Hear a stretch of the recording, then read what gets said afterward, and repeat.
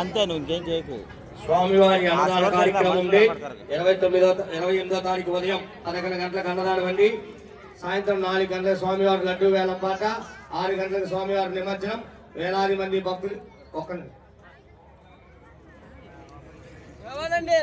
సాయంత్రం 6 గంటలకు స్వామివారి నిమజ్జనం. వేలాది మంది భక్తులు వచ్చి పాల్గొనాల్సిందిగా కోరుకుంటున్నాం.